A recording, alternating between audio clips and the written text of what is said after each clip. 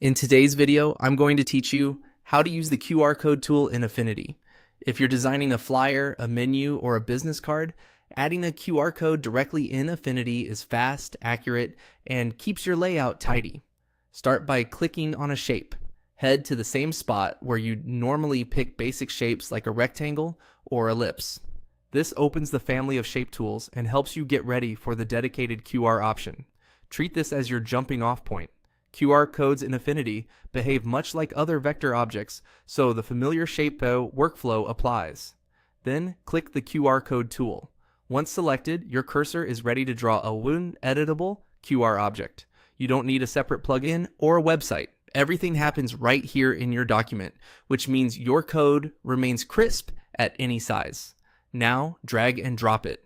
Click and drag on your page to draw the QR code to roughly the size you want, then release.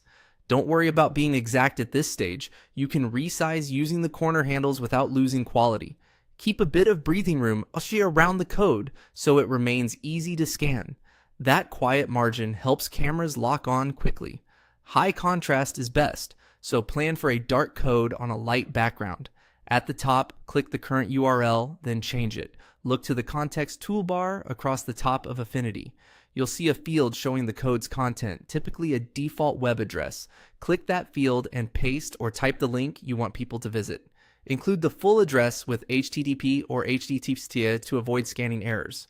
Shorter links often produce simpler codes that scan more reliably, so consider using a concise URL if you have one. As you update the field, the code preview refreshes live, giving you immediate feedback on size and clarity. Finally, click OK.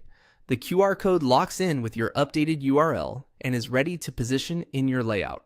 You can move it, align it with other elements, and adjust its size as needed. If you'd like to match your brand colors, you can recolor the code, but keep the contrast strong and avoid placing it over busy textures. Don't stretch it non-uniformly. Scale evenly to keep the module square. Before you wrap up your design, give the code a quick test with a phone camera to confirm it resolves to the right destination. And that's it. You've created a clean, scannable QR code in Affinity directly inside your project without leaving your workflow.